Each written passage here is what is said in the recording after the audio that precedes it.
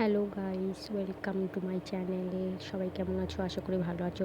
তো আজ আমি একটা নতুন রেসিপি ট্রাই করতে চলেছি, লাউ পাতা বাটা। আগে কোনো দিনও ট্রাই করিনি, আজ ফার্স্ট টাইম ট্রাই করছি। তো দেখো কতটা কি হয়।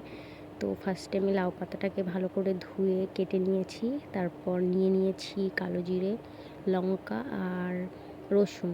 তো কড়াইতে তেল দিয়ে দিয়েছি। তেলটা গরম হয়ে গেলে তার মধ্যে আমি দেব কালো জিরে ফোড়নে, আর রসুন লঙ্কা দিয়ে দেব ভালো করে। তো দেখতে থাকো।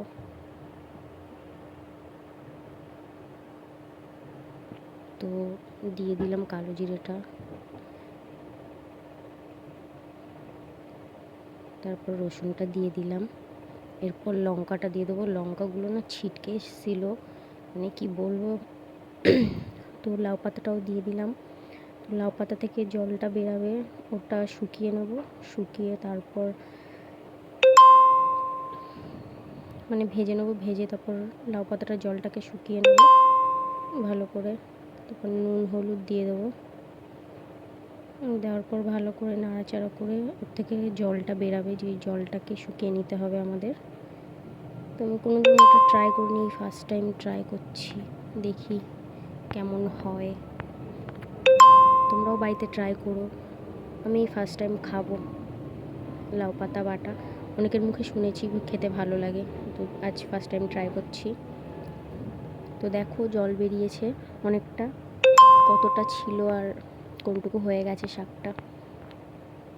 তো দেখো আমি বেটে নিচ্ছি। আর ক্যামেরাটা আমার মা ধরে দিচ্ছিল, তাই ঠিক করে পারছিল না, তাই এবার একটু ডিস্টার্ব হলো। ক্যামেরাটা একটু মানে এদিক ওদিক হচ্ছিল, একটু অ্যাডজাস্ট করে নিও।